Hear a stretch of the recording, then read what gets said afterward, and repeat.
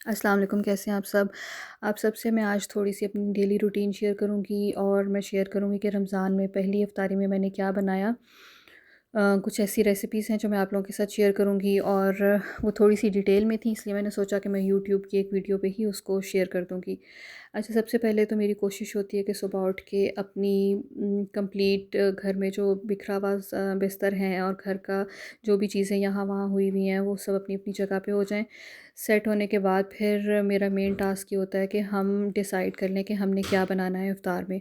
तो मेरे घर में क्योंकि सभी रोज़ा रखते हैं, बच्चे भी, बड़े, तो उसके लिए फिर मुझे स्पेशली प्रिपरेशंस करनी पड़ती हैं क्योंकि बच्चे अब बड़े हो गए हैं, तो उनकी भी फ़रमाइशें होती हैं कि आज ये बना लें, आज ये बना लें। तो फिर मेरा मेन्यू डिसाइडेड होता है। उसमें कुछ चीज़ें मैंने पहले से बना के फ्रीज़ की हुई होती हैं और वो मैं आप लोगों के साथ रमज़ान की प्रिपरेशन वीडियो में शेयर कर चुकी हूँ।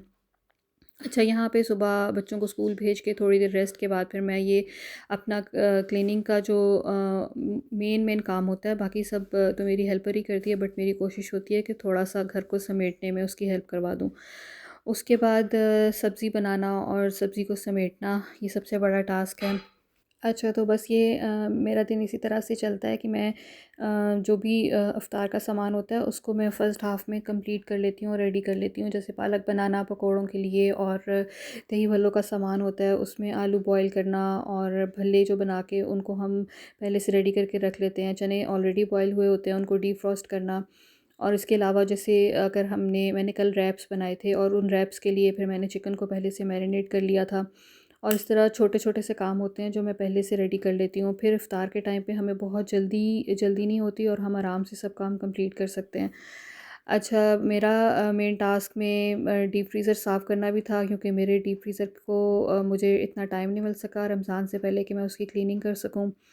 और बस उसके लिए भी मेरी एक हेल्पर हैं, वो मेरे साथ थी। उन्होंने इसको सब उनको मैंने बता दिया था कि आपने इस तरह से क्लीन करना है, तो उन्होंने उसको अच्छे तरीके से चीज़ों को सेटल कर दिया था क्योंकि आप लोगों को पता है कि जैसे चीज़ मैंने श्रेड की थी और चने बॉयल हुए हुए और इसके अलावा चिकन और ये सब चीज़ें छोटे फ्रीज़र में नहीं आती, तो फिर मैं उनको डीप फ्रीज़र में रखती हूँ जो मेरे फर्स्ट फ्लोर पे है।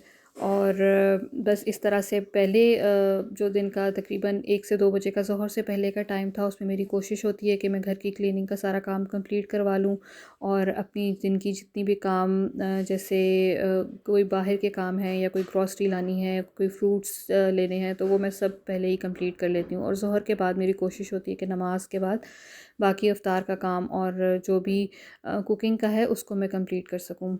तो इस तरह से ये मेरा पहली रोज़े का दिन था जो मैं आप लोगों के साथ शेयर कर रही हूँ, और मैं अब आप लोगों से अपनी रेसिपीज़ शेयर करूँगी कि मैंने क्या-क्या बनाया।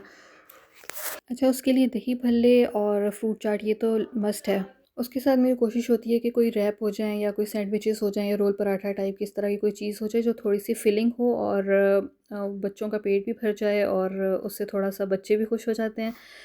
तो सबसे पहले तो डीप फ्रीज़र की डीप क्लीनिंग थी, सब चीज़ों को निकाल के और उसके बाद जगह-जगह पे रखना। इस तरह से मैं शक्कर और गुड़ भी बल्क में ले लेती हूँ जब इनका सीज़न होता है गुड़ और शक्कर का, और उनको मैं ड्राई कर लेती हूँ धूप में अच्छी तरह से सुखा के, और फिर उनको बॉक्सेस में रख के स्टोर कर लेती हूँ। उससे ये तकरीबन 1 साल तक आपको शक्कर और गुड़ ख़रीदने की ज़रूरत नहीं पड़ती। और स्पेशली आपको पता है कि मैं जो चीज़ें बनाती हूँ जैसे मेरी पिनिया हैं और इसके अलावा पंजीरी वगैरह है, उसमें शक्कर और ये गुड़ यूज़ होता है, तो उसमें मेरी कोशिश होती है कि मैं ऑर्गेनिक ही यूज़ करूँ। तो वो लेके मैं पहले से स्टोर कर लेती हूँ और उसमें फिर मुझे बहुत फ़ायदा हो जाता है। अच्छा, घर में एक बच्चा था मेरा जिसका रोज़ा नहीं था और उसको ब्रेकफ़ास्ट बना के देना था। उसके लिए मैंने आलू के सुबह क्योंकि सहरी में हमने आलू के पराठे बनाए थे बच्चों के लिए, तो फिर उसके लिए मैंने आलू के कबाब फ्राई कर दिए थे। उसके बाद फ्रिज की थोड़ी-सी डीप क्लीनिंग थी क्योंकि वो भी हमें देखना पड़ता है कि हमारे पास क्या-क्या चीज़ें हैं अवेलेबल और क्या नहीं हैं, और जैसे कि समर्स आ रही हैं तो फ्रूट भी बाहर ख़राब हो जाता है। और ये पिज़्ज़ा सॉस और इमली की चटनी आप लोगों ने मुझसे पूछा था कि आप कैसे स्टोर करती हैं, तो इसको मैं फ्रिज में ही स्टोर करती हूँ और ये बिल्कुल भी ख़राब नहीं होगी, आपको फ्रीज़र में रखने की ज़रूरत नहीं है। अच्छा, इसी तरह जो गरम मसाले हैं उसका भी मैंने लास्ट वीडियो में बताया था बट मैं शेयर नहीं कर सकी थी। गरम मसालों को जैसे सूखा धनिया और ज़ीरा वगैरह है, इनमें बहुत ज़्यादा डस्ट होती है, तो मैं इनको वॉश कर लेती हूँ। वॉश करने के बाद मैं इनको धूप में सुखा लेती हूँ। अच्छा, इनको आपने एक दिन में, अगर तो धूप बहुत तेज़ है तो ये 1 दिन में सूख जाएँगे, अगर धूप तेज़ नहीं है तो इसको तकरीबन 2 से 3 दिन लगे थे मुझे ड्राई करने में, और उसके बाद फिर इस तरह से मैं इनको जार्स में स्टोर कर लेती हूँ। इसके अलावा जो मेरे मैं यूज़ करती हूँ, मैंने कल शेयर किया था इंस्टा पे भी, जिसमें मैंने दही भल्लों का मसाला बनाया था। मैं वो भी आपसे रेसिपी शेयर करती हूँ। ये मैंने आलू बॉयल कर लिए थे जिसके जो दही भल्लों में काम आएँगे, और फ्रूट चाट मैंने पहले से कट कर लिए थे फ्रूट, उसमें मैंने थोड़ा-सा चाट मसाला, ऑरेंज जूस और मैंने स्टीविया ऐड किया था सिर्फ़। बस मैं इसी से इसको फ्रूट चाट बनाती हूँ और इससे बहुत मज़े की बनती है। फ्रूट्स मेरे पास जो भी अवेलेबल थे, बनाना था, इसके अलावा मैंने इसमें स्ट्रॉबेरी थी, एप्पल थे और अमरूद थे, इसके अलावा मैंने खजूर ऐड की थी इसमें, और पपीता ऐड किया था। अच्छा, उसके बाद मैंने ये मसाला बना लिया था। इस मसाले के लिए आपने ज़ीरा, सूखा धनिया और ये गोल वाली लाल मिर्च ले लेनी है। ये आपने इक्वल क्वांटिटी में सब चीज़ें ले लेनी है। और ये ज़ीरा और सूखा धनिया क्योंकि मैंने वॉश किया हुआ था पहले से, तो मेरे पास था, मैंने लाल मिर्च इसमें ऐड की और फिर मैंने इसको तवे पे भून लिया। अच्छा, इससे दही भल्लों का टेस्ट बहुत मज़े का बनता है। आप इसको दही भल्लों में भी यूज़ कर सकते हैं, आप इसको चना चाट में भी यूज़ कर सकते हैं। इसके अलावा हम जिस तरह कोई भी मैरिनेशन कर रहे होते हैं चिकन टिक्का वगैरह की, उसमें भी हम यूज़ कर सकते हैं। इसको ड्राई रोस्ट करेंगे तो इसका फ्लेवर थोड़ा-सा एनहांस हो जाएगा, और फिर ये बहुत अच्छा मसाला बन जाएगा। इसको बना के आप किसी भी जार में स्टोर कर लें और आप फिर इसको यूज़ करें, ये आराम से आपका रमज़ान गुज़र जाएगा। जो बाज़ार के हम चाट मसाले लेते हैं उनसे तो ये बहुत बेहतर है। इसको मैंने भून के और तवे पे ड्राई रोस्ट करके और फिर मैंने थोड़ी देर के लिए इसको ठंडा होने दिया था, और फिर आपके पास जो भी ग्राइंडर मशीन है आप इसको उसमें डालें और इसको ग्राइंड कर लें।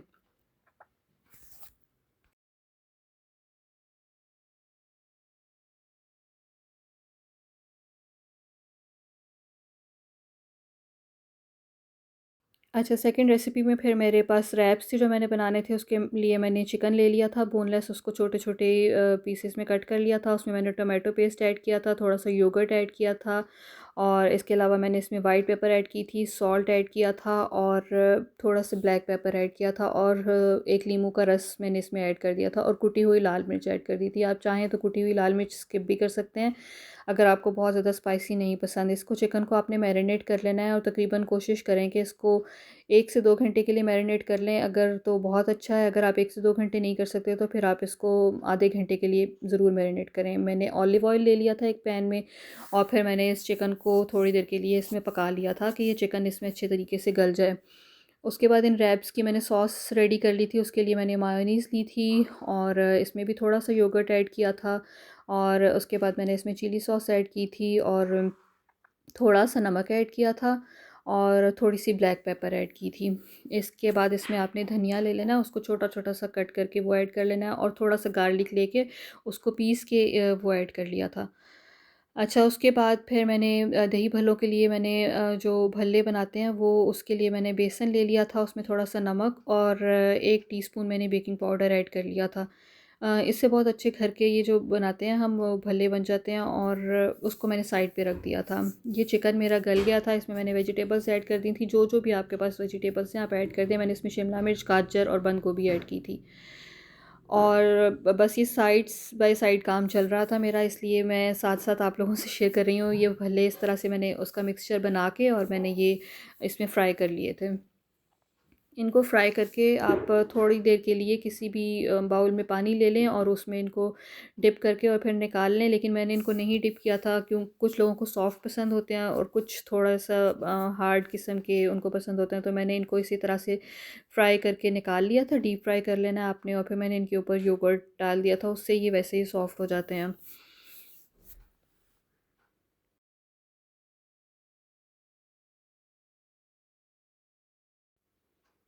अच्छा, बस इस तरह से आपने जिसमें भी दही भल्ले बनाने हैं, जिस भी बर्तन में, उसमें मैंने भल्ले डाले थे, चने बॉयल हुए हुए थे, प्याज थे और आलू बॉयल हुए वो डाल दिए थे, और योगर्ट ले लिया था। उसमें मैंने ये जो मसाला बनाया था दही भल्लों का वो ऐड किया था, और उसमें मैंने इमली और आलू बुखारे की चटनी ऐड की थी, और जो हरी चटनी बना के फ्रीज़ की थी उसका 1 क्यूब ऐड कर दिया था, और थोड़ा-सा सॉल्ट। बस ये दही भल्लों का मैंने योगर्ट बना के, और जो मैंने चीज़ें बॉयल की हुई थी, चने और ये प्याज वगैरह, आलू, इन सब पे मैंने वो उसको डाल दिया था, और साथ ही फिर मैंने इमली की चटनी, ये उसके ऊपर फिर मैंने थोड़ी-सी एक्स्ट्रा डाल दी थी, क्योंकि इससे दही भल्ले बहुत मज़े के बनते हैं। और थोड़ा-सा चाट मसाला डाल दिया था। उसके बाद फिर नेक्स्ट मेरा टास्क था पकौड़ों का मिक्सचर रेडी करना। उसके लिए मेरे पास पकौड़ा मिक्स था, मैंने वो डाला था और उसमें मेरे पास जितनी सब्ज़ियाँ थी मैंने इसमें बैंगन लिए थे, प्याज़ लिया था लंबा-लंबा कट करना है आपने, और आलू लिए थे। और उसको मैंने डाल के पकोड़ा मिक्स में थोड़ा-सा पानी ऐड किया था और मैंने ये पकोड़ों का मिक्सचर रेडी कर लिया था। उसके बाद रैप्स था, रैप्स का मिक्सचर भी रेडी हो गया था जो उसकी फिलिंग मैंने बनाई थी। उसके लिए मेरे पास रैप्स थे जो हम बाज़ार से लेते हैं, टोर्टिला रैप्स, और उस पे फिर मैंने सॉस लगाई थी और मैंने ये जो चिकन का मिक्सचर बनाया हुआ था ये मैंने इस पे लगा दिया था। अच्छा, सब्ज़ियों को जब आपने चिकन में डालना है तो उसमें फिर आपने सब्ज़ियों को बहुत ज़्यादा ओवर कुक नहीं करना, बस जितनी देर में सब्ज़ियाँ सॉफ्ट हो जाएँ आपने उनको उसको बंद कर देना है, स्टोव से उतार लेना है उस मिक्सचर को। और चिकन को तो वैसे ही बहुत ज़्यादा टाइम नहीं लगता गलने में, बहुत ओवर कुक नहीं करना आपने। बस इस तरह से मैंने जो टोर्टिला रैप्स थे उनके ऊपर सॉस लगा के और साथ फिर मैंने ये वेजिटेबल्स का मिक्सचर ऐड करके ये रैप बना लिए थे। और ये रैप बहुत मज़े के बनते हैं और स्पेशली ये बहुत लाइट होते हैं।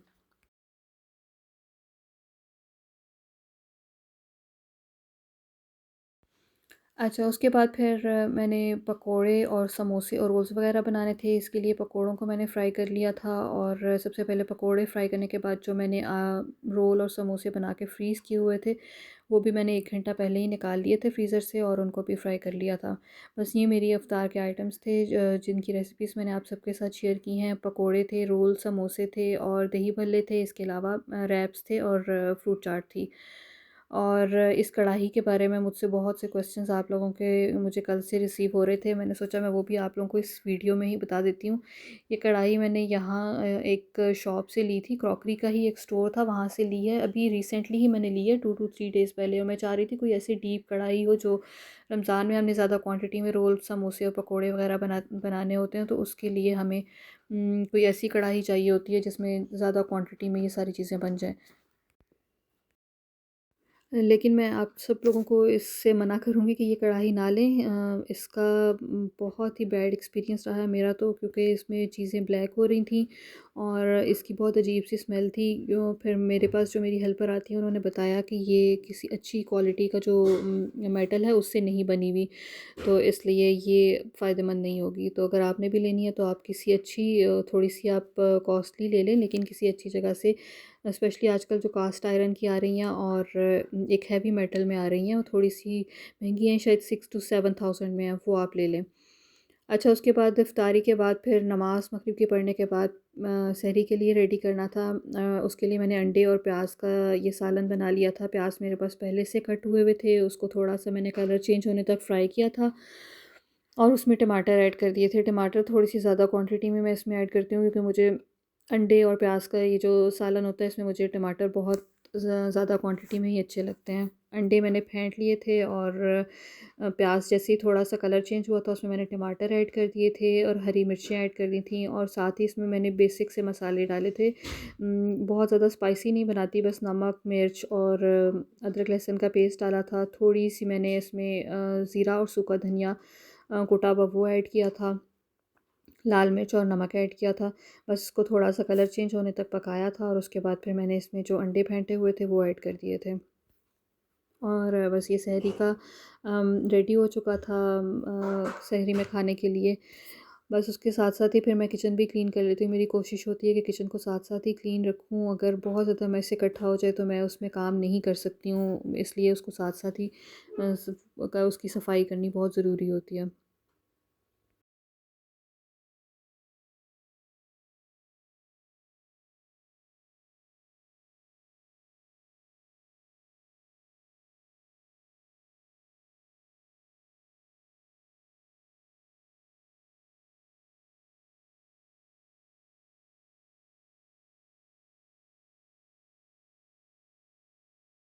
अच्छा, ये मैं रात को वॉश करके सोक कर देती हूँ। इसमें ब्लैक रेज़िन्स हैं और आलमंड्स हैं। ये मैं सहरी में लाज़मी लेती हूँ। ये एक तो बहुत अच्छे हैं जो हमें एनर्जी प्रोवाइड करते हैं और स्पेशली जिन लोगों को जॉइंट्स में पेन होता है या सर में दर्द है, उनके लिए बहुत अच्छा है, इसके बहुत फ़ायदे हैं।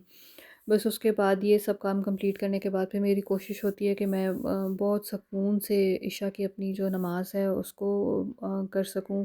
और मेरी जो तस्बीहात होती हैं मैं आप लोगों के साथ वो भी शेयर करती रहती हूँ कि मैं इस्तग़फ़ार की जो तस्बीह होती है वो मैं इशा के बाद लाज़मी पढ़ती हूँ। उसको मेरी कोशिश होती है कि मैं 1000 दफ़ा उसको कंप्लीट कर लूँ। अगर मैं तहज्जुद में पढ़ती हूँ तो फिर मैं तहज्जुद में भी उसको 1000 दफ़ा पढ़ती हूँ और मैं इशा के बाद भी उसको 1000 दफ़ा पढ़ती हूँ।